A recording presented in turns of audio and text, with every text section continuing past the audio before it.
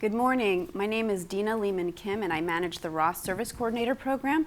Welcome to the FY15 Ross NOFA webcast. We have about an hour today, so just want to let you know that if you miss anything, because I'm going to try to go kind of fast to get through everything, the slides will be posted on the Ross Service Coordinator website, and the actual webinar will also be posted on HUD's YouTube channel. So let's get started. The purpose of the Ross program is to provide funding to housing authorities, tribes, and resident associations, as well as 501c3 nonprofits, to hire a service coordinator who will create linkages to providers in the local community to increase resident income, decrease the need for welfare assistance, and help elderly disabled residents live in place and maintain their housing self-sufficiency. So I have a big request. We make it every year. Please read the NOFA carefully and the general section. You can obtain them both from grants.gov and also on the HUD website. So the basics. The NOFA application is due August 31st. It must be received by grants.gov no later than 11:59 Eastern Time. If you've already submitted it, I know the NOFA was just published this week, but you don't have to resubmit. Applications must be received and validated by the deadline date and time. We highly recommend that you start early and submit early because the validation process can take 24 to 48 hours. I'll talk about the DUNS number and SAM registration in a little bit, and that can also take time, so make sure you start early if you haven't already. The basics. Funding availability this year is $34 million. We had a larger appropriations, but $9 million has been set aside for Jobs Plus, and another $2 million has been set aside for an Education Navigator program. It's going to be a competitive NOFA, so keep your eyes out for that. That will be coming out later on in the year. So eligible applicants, as I mentioned earlier, are PHAs, tribes, and TDHEs, resident associations which must have 501c3 federal nonprofit status or locally incorporated nonprofit status, and I'll talk a little bit more about that as well. And that status, by the way, has to be obtained by the deadline date. And also 501c3 nonprofits have to be supported by an RA, a PHA, tribe, or TDHE, and we'll talk more about that as well. So of the funds that are available, 25% is reserved by statute, by law, to qualified resident associations. The grant, and I'll talk more about that as well, the grant pays for the salaries of service coordinators, but not for the provision of direct services. The grant will also pay for administrative costs and the training costs of the service coordinators. So the funding priorities for the Ross NOFA are, first, the resident association, that 25% set aside, and we put in new applicants as well as renewals of resident associations in that 25%. Then we fund renewal applicants, and after that we fund new applicants. We fund on a lottery basis, which I'll talk about more later. So this year, renewal applicants are FY12 grantees. There's a list of previously funded grantees and the developments they applied to serve on the Ross NOFA website, as well as in your instructions download on grants.gov, which I'll talk about more too. So if you're wondering whether or not you're an FY12 grantee, you can go look on that list. So new applicants are either organizations that never received Ross funding or were previously awarded a Ross grant but have no remaining Ross funds. So I want to spend a little time now talking about the changes from fiscal year 14 and probably changes since renewal applicants have applied. Last year we funded a larger pool of renewals because we wanted to allow people who had maybe missed their renewal opportunity to apply again. So it was a larger pool. This year we're going back to only funding renewals from a specific year, and this year it's FY12 because it's a 3-year funding cycle, so it's FY15, so that's 3 years. Another big change is the salary comparability information. We didn't used to ask for that to be submitted, but we've received so many requests for the maximum salary, and we've seen that some grantees have not used the entire amount, meaning that other applicants could have been funded. So we want to really make sure that what you're asking for is truly based on information that you've researched on wages in your area from 3 local employers. And you can include yourself in that. So if you're a housing authority and you hire resident service staff or case managers, you can certainly use the information from your own salary information for this purpose. And make sure that you read page 29 of the NOFA for the specific information that must be included in your comparability information that you submit. Another big change is for resident association applicants. If you want to be included in the 25% set aside, you can only submit 1 application. That's really for resident applicants who are nonprofits, and I'll talk more about that later. So, unlike prior years, we include a description of minimum qualifications that a RAW service coordinator should possess. HUD will fund up to 3, this is another big change, HUD will fund up to 3 RAW service coordinators combined total per public housing authority or tribe. What this means is if you have 3 resident associations that are eligible as renewals and you're a housing authority and you also want to apply, you're only going to get funded for 3. So please coordinate your application process with other organizations that may be interested in applying. Another change relates to the rental assistance demonstration conversion. The NOFA specifies that PHAs may not apply to serve units that have been approved for RAD conversion or have already converted. And there's more information in the NOFA about this on pages 2 and 9, so please make sure to read that. This year there are 3 thresholds. There used to be 5.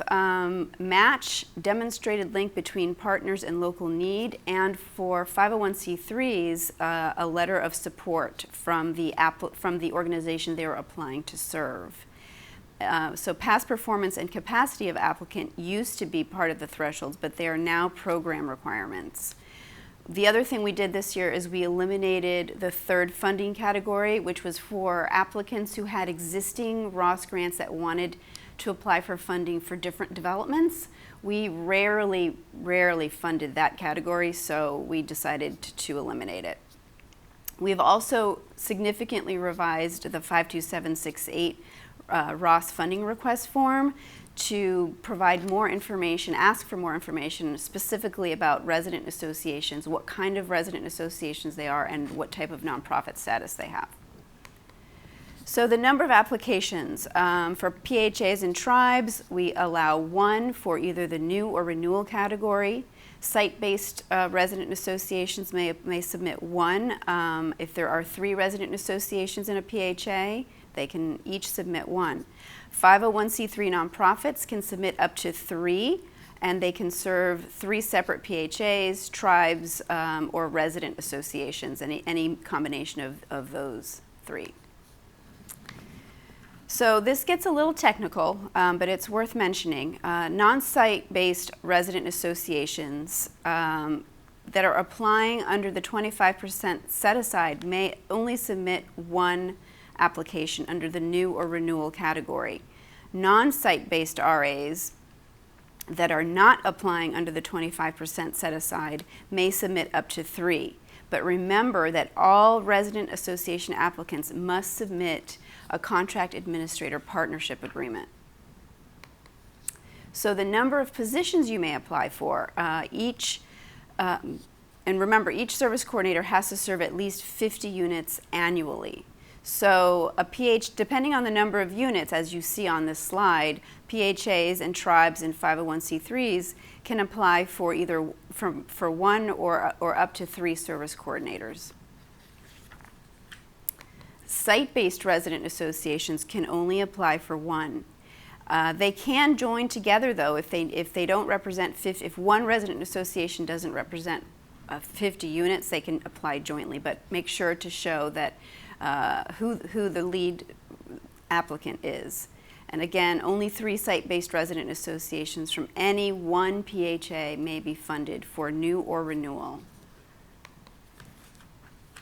So RAs with 501c3 status, again, if you want to get into that 25% set aside, you can apply for 1 service coordinator.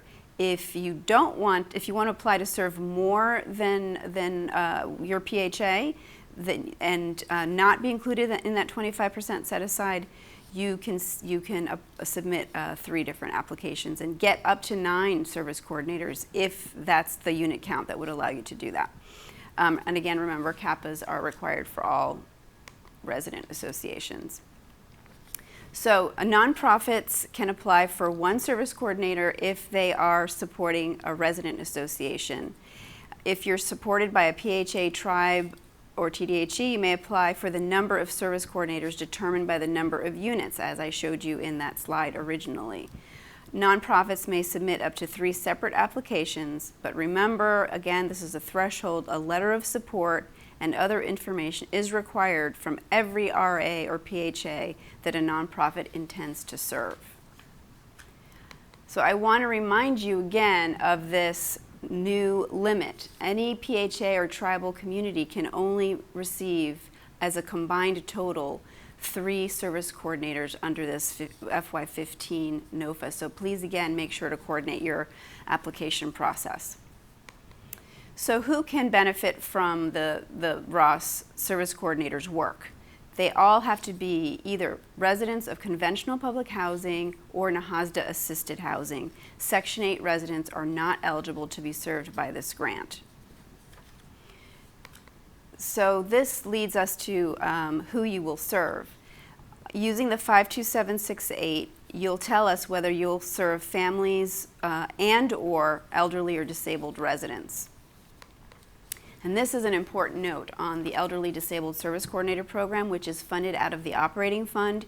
If you are a PHA that receives this and you are applying for ROS funding to serve elderly or disabled residents, you will forego future funding from the operating fund in perpetuity. So you really need to think about that very carefully. Otherwise, you can apply to serve family units and you'll be eligible for both sources of funding, and you won't jeopardize your EDSC funding. So again, we expect that you will coordinate your application process, and I want to mention that if that doesn't happen, if more than 1 application for the same project is received, the first to be chosen from the lottery will be awarded.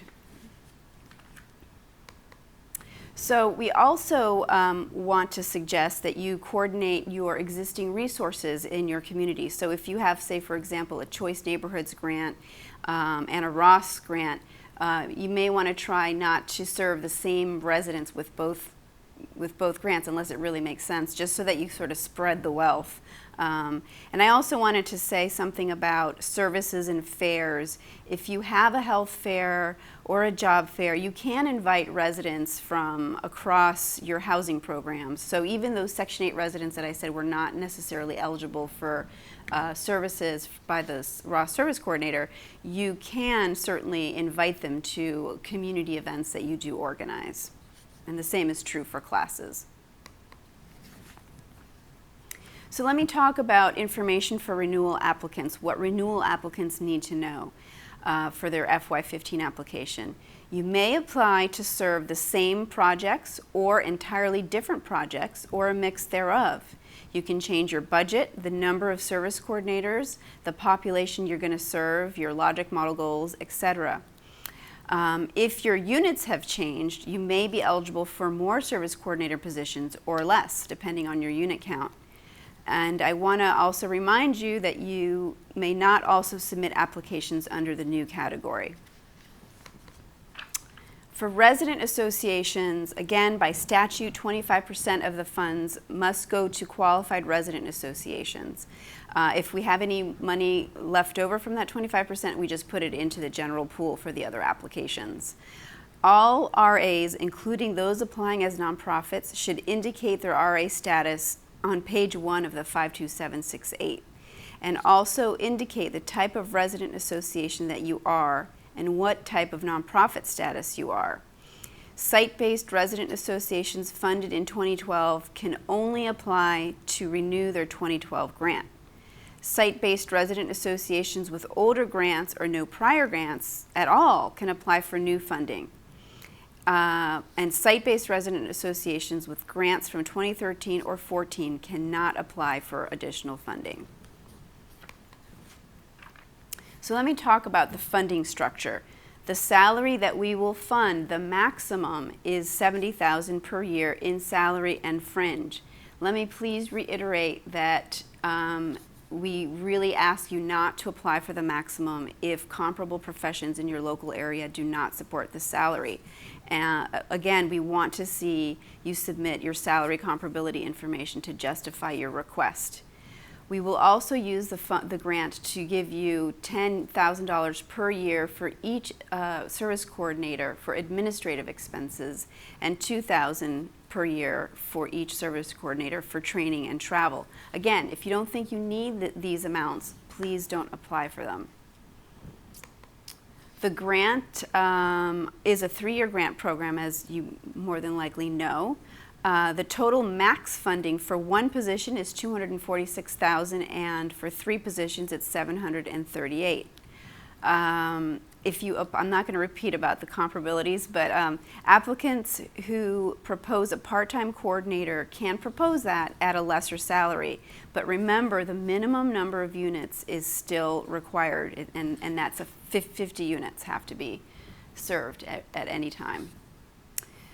So what are the eligible activities? The service coordinator is not really providing direct services, but building a coalition, basically, of partners who can meet the needs of residents. So what the large majority of his or her work is to coordinate and oversee the delivery of services, coordinate and sponsor educational events, and monitoring and tracking, evaluating and reporting outcomes is a big component as well. I mean, you can see the list here, and this is just to give you some examples. It's not exhaustive. Okay, under administrative expenses, you can purchase tracking and evaluation software if you don't have it already.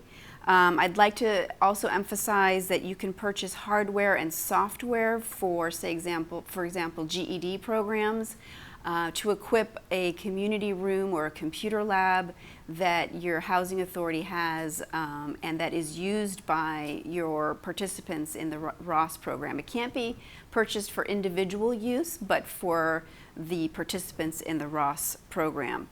Again, please request only what you need.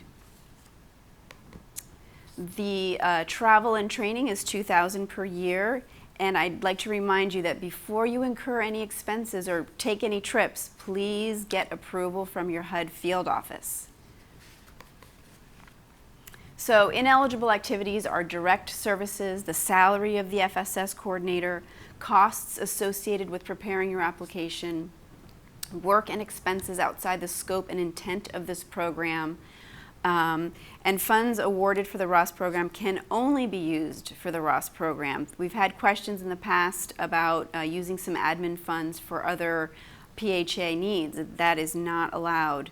And also, as I've said, some grantees have requested the max and not paid their service coordinators the max salary that they received. So you have to pay what you've requested, and again, request what you need. So this is the list of forms, standard forms or government forms that are required as part of your application. I won't go through all of them. You can return back to this presentation. And I also have included at the end of this presentation sort of an appendix of how to complete many of these forms. So at the very bottom you'll see Code of Conduct. That's not a form, but I put it there so that you would remember that you need to submit it, and I'll talk a little bit more about that in a little bit. So the next list of forms are the program forms. So the ones you see that have an asterisk, those, if you do not include those in your application, we cannot ask them as part of a deficiency process, which means that we can't go back to you and say, oh, applicant, you forgot this form. These are critical and substantial parts of your application, and so please make sure to include them. They will also help you meet threshold, so they're very, very important.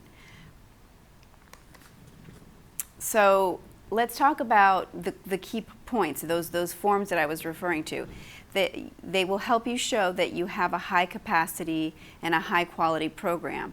The primary form that will help you do that is the 52769 Needs Providers form. So what you have to do on that form, and I'll show you a snapshot of it in a second, is identify at least 10 needs that your community has. That's a threshold. You have to show us that there is a big need in your community. Then you have to show us that at least 5 of those have services or providers in place. What that tells us is that you've already built relationships with service providers in your area and that you're basically ready to go at time of grant award. You as the applicant can also be a service provider if the funding comes from sources other than the current or prior Ross grants. And this may be a little confusing, but each provider that you list does not also have to contribute to the match, but they certainly can. You can also list more than one service provider for a particular need, but you do not have to. Again, at least 10 needs must be identified, and 50% of all needs should have at least one service provider to meet the need. So here's the form. So you see the name of the applicant, you see a list of needs, check off the ones that are applicable to you, list the name of the service provider. If you are a housing authority and you are going to be providing part of the match, please tell us where I indicated there or somewhere else on the form where your source of funds is going to be coming from. Then towards the bottom of the form, it'll ask you what the total amount of the grant is that you're requesting, the total match that you're documenting, and remember the match has to be 25% of the total grant that you've requested. I'll talk about that in a second, and make sure to sign it. So here we go with the match commitment. So you have to show that you have 25% match. This is a threshold. If you do not demonstrate it, and we have rejected applications because they have not met this threshold, it's just really important for you to do this. So the value of your match is indicated on this 52769 form. We do not request that you submit your match letters, but you have to keep them on file. I'll talk about that in the next slide. The match is certified by the ED board president, etc. on the HUD 52769, so please make sure it's signed. The match can be cash or in kind and can be for services provided to participants in this program or for other program eligible activities. So this is the match letters. Like I said, you don't have to submit them with your application. It's not required. But you have to keep them on file, and you have to show us how you derived the value of your match. So here's an example. I'm not going to read it. But remember that even though you're not submitting them, HUD can ask for them at time of grant award. So really make sure you do this. So the HUD 52769 is basically the Ross program's budget form. You'll tell us your applicant type, the name and project number of the projects you want to serve, the type of population you will serve. It'll ask you the EDSC question, the number of coordinators you'll hire, the amount of money you're requesting for salaries, admin, and training, and the total grant request at the bottom should be the same as the information you've included on the 52769 and the standard government form, budget form 424. So here's the snapshot of the 52768. You can see that there's year 1, year 2, year 3. Put in your salary and fringe there. Don't forget to calculate your fringe as part of the total salary that you're requesting. And notice that there is an increase every year, so you can feel free to do that as well.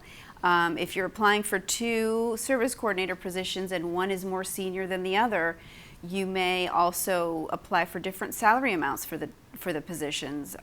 So just wanted to point that out.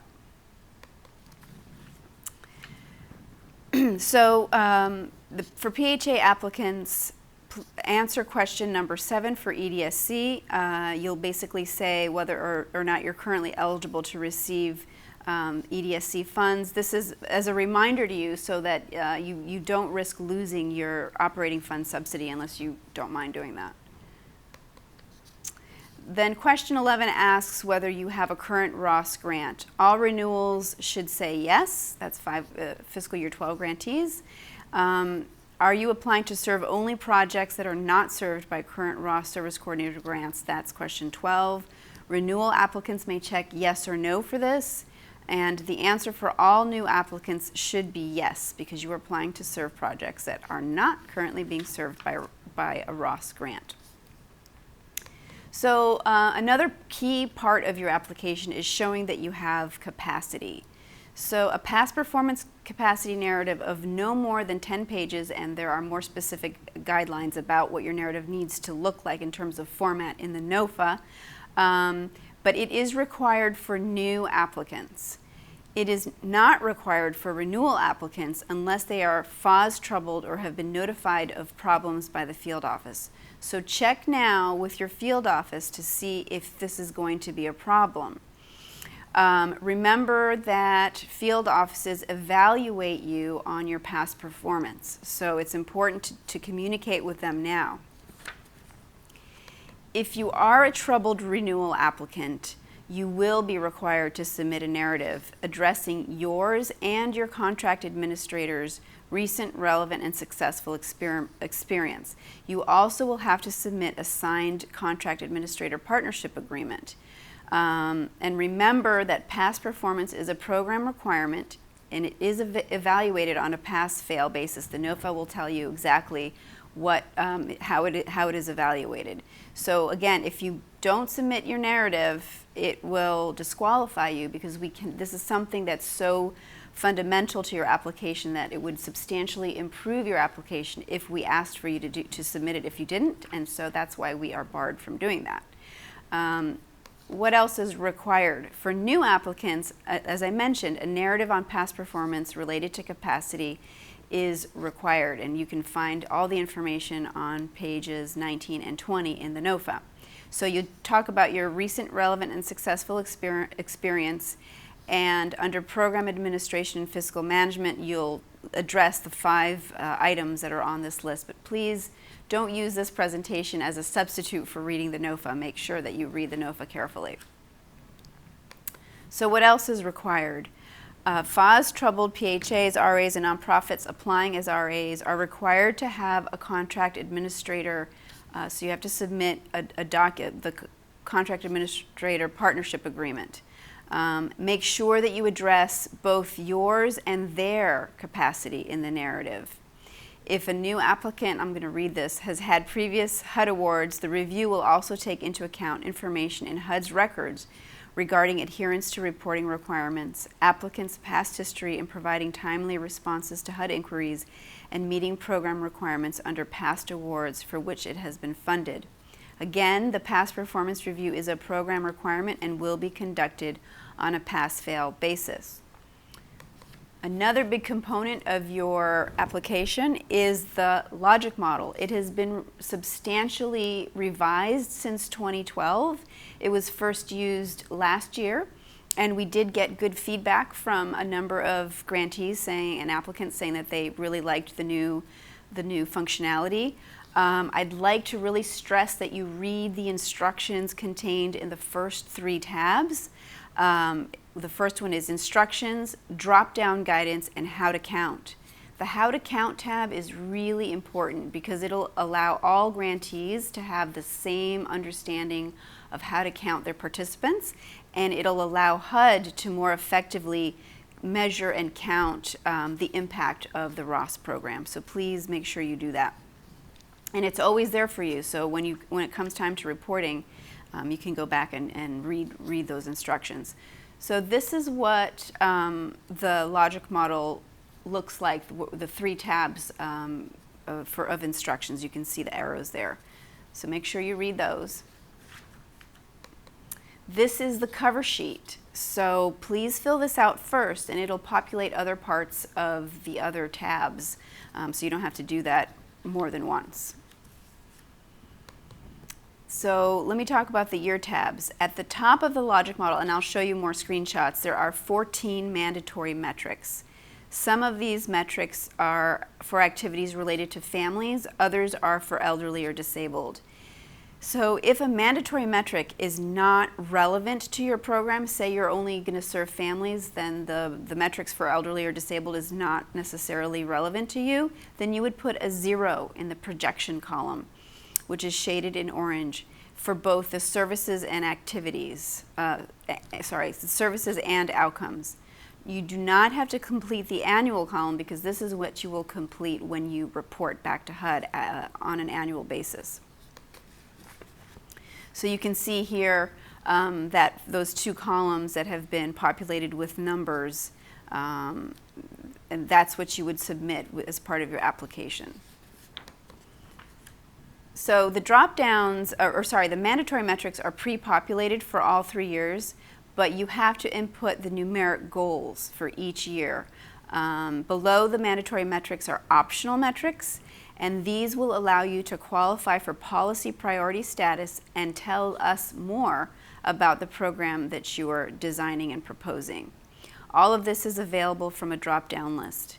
Once you select an optional metric, it will automatically populate all 3 years and the totals tab. So see here, you can see that there is a fine line between, it might be hard to see on your screen, but between the mandatory metrics up top and the optional metrics on the bottom. And here I'm showing you the year 2 and 3 tabs. In the mandatory metrics, if something is not, or in the optional metrics, if something is not relevant in year 2 or year 3, it will have carried over, but you don't necessarily have to fill any projection numbers for it if it's not going to be an activity you plan to do in year 2 or year 3. So this is the totals tab. You'll see that everything carried over from the prior input of the other tabs. So a few more points on the logic model. It's found in the instructions download. It's an Excel file. Please don't make it into a PDF. Remember to complete all the mandatory metrics for year 1, year 2, and year 3. The optional metrics include the policy priorities. They come after the mandatory metrics. Complete only those that are relevant to your program. And as I said, these will carry across all 3 years. You only need to fill out the projection columns for all 3 years. And the total tab is automatically tabulated. This didn't used to be the case, and we've heard that it's very helpful, so hopefully you'll find that to be true. A little bit more about the logic models. As I mentioned, the needs have been pre-selected. Another point that's important is the activities and services that you provide and the outcomes do not need to be a one-to-one relationship. So please see the drop-down guidance tab for more information about that. The logic model is used for reporting. It is an annual report instead of semi-annual. I think it was annual for FY12 grantees anyway. So it is now unlocked, which means that you don't have to go to your HUD field office to ask for them to unlock it so that you can report. So that's a big, big change. Reports are due every year 30 days after the anniversary of your grant execution, and your final logic model is due 90 days after your grant ends. And also the SF425 is also due with each logic model submission. So let me talk a little bit about what the policy priorities are. This also has to do with the lottery, which I'll talk about in a little bit. The policy priorities support HUD's strategic plan. There's 2 that are relevant to Ross. Policy priority 1, promoting health and housing stability of vulnerable populations, and policy priority number 2, promoting economic development and resilient communities. So in order to qualify for policy priority status, the logic model must include at least 2 activities and 2 outcomes associated with one or both policy priorities. So I'll show you what the logic model looks like. You can see where I've highlighted there a policy priority that comes up. And here's an example. So you would select from one of the activities in the drop-down list and in the corresponding outcomes from the drop-down list. So I'm just going to breeze through these because we don't have a lot of time. Here's policy priority 2. It's the same thing, also in the drop-down list of your logic model. So let me just go through now other things that are required. The 52753, the Certification of Resident Council Board of Election, is required for all RA applicants and all nonprofit applicants that are applying to serve an RA. Letters of support are also required, as I mentioned earlier. Nonprofit applicants are required to submit a letter of support from each resident association or PHA they propose to serve. Remember, this is a threshold. Letters from resident associations must be accompanied by a HUD 52753, and your letters have to include the number of eligible units in a PHA or that the RA represents, the list of projects to be served, describe to what extent the PHA or resident association is familiar with the nonprofit applicant, indicate support of the nonprofit applicant. It should also include contact information, signature, name, and title of the person authorized to sign, and it should be addressed to the applicant. The contract administrator partnership agreement is required as applicable for all FOS-troubled PHAs and all RA applicants, including nonprofits. It is not required for 501c3 nonprofit applicants that are, for example, like a Goodwill. It is not required for non-troubled PHAs, and it's found in the instructions download. So what else is required? 501c3 nonprofit status. All 501c3s have to submit their IRS determination letter to prove their nonprofit status. This has to be submitted with your application. Resident associations have to have, as I said earlier, 501c3 status or be a locally incorporated nonprofit organization by the deadline date of the application. And they have to submit documentation with their application attesting to this status. It's very important. So now we're going to get to the lottery. So applicants who pass the threshold and program requirements will be entered into the lottery that corresponds to their applicant type. For example, the 25% set aside for RAs, renewals, or new applicants. So generally we haven't used up all our 25% for resident associations. We haven't had enough qualified resident associations apply to use more than the 25%, so we've never really had to run a lottery for it. But if we do in this year get more applications than we can fund in the 25%, we will run a lottery. If more, I want to just state this, if more than 3 resident association applications are received from the same PHA that are deemed eligible for a lottery, the first 3 chosen will be funded. So for renewal applicants, after the 25% set aside category is funded, qualified applicants with FY12 Ross grants will be funded using a lottery, and I'll still go into that in a little bit more detail. Once we fund all the renewals, then we turn to the new and other applicants. Okay, so here's the lottery. So like I said, if the 25% set aside is exceeded, a lottery for resident associations will be conducted. Then I mentioned the policy priorities from the logic model. Renewal applicants addressing at least one will be placed in lottery 1. Renewal applicants not addressing a policy priority will be placed in lottery 2. Lottery 3 is for new applicants that address at least one policy priority, and lottery number 4 is for new or other applicants not addressing a policy priority. So this is important. Now let me turn to where you can get your application.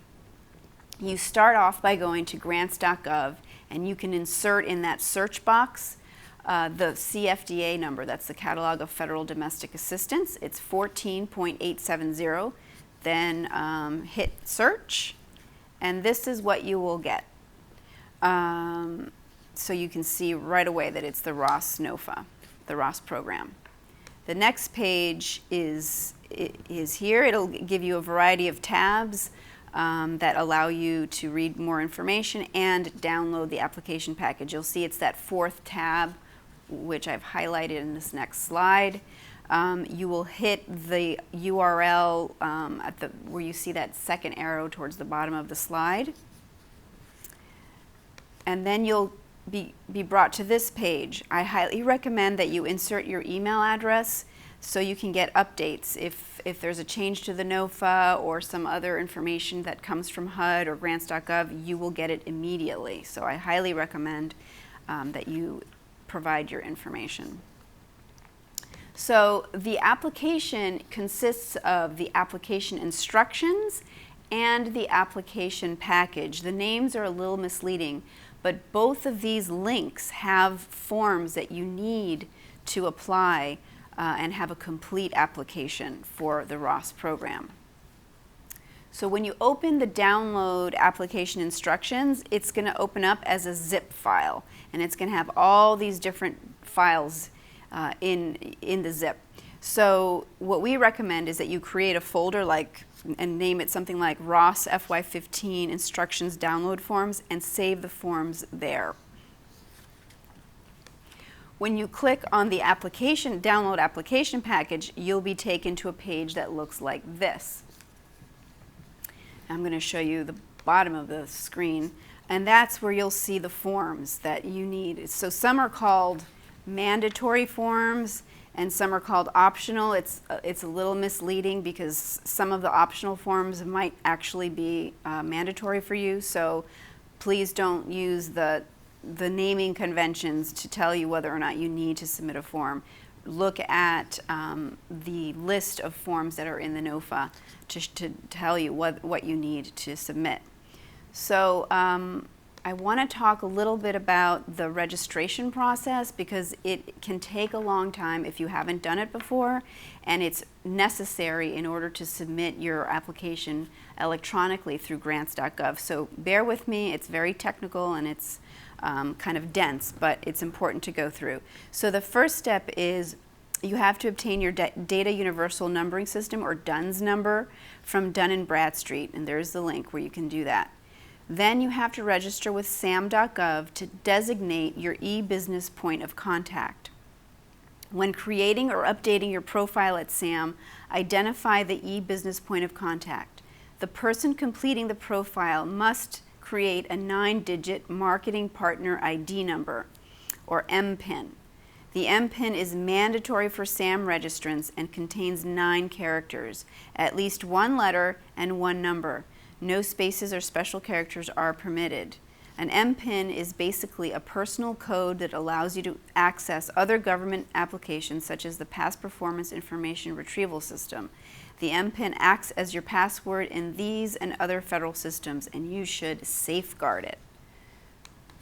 I should say that all of this is free. If you come across a website that asks you for payment, it is not a legitimate government website. Okay, so continuing on, the person submitting the application through grants.gov is the authorized organization representative. So whoever is going to submit for you, they also have to register on grants.gov. And they have to register using the organization's DUNS number so that there's a clear link between the person who's applying and the organization. When the AOR registers with grants.gov, the e-business point of contact receives an email.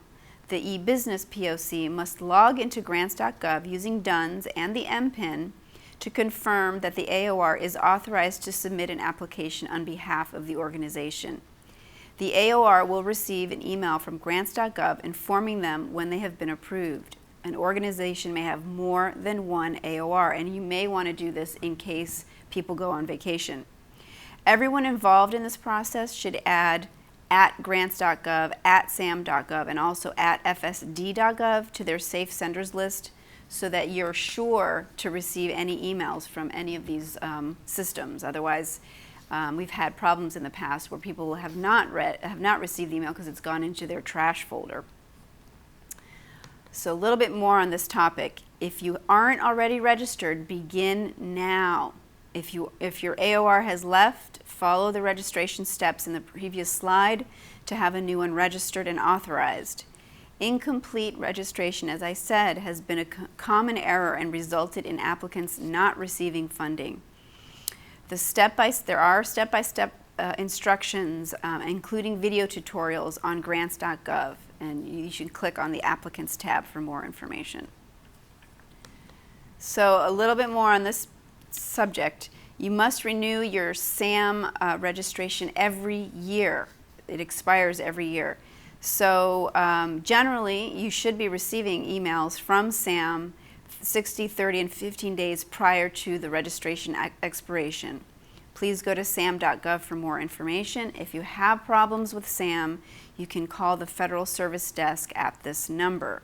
Again, there is no fee to register or renew. We had problems in the past when SAM was a new system with organizations setting up a very similar website that was confusing to applicants. So, and I'll show you what it looks like in a second.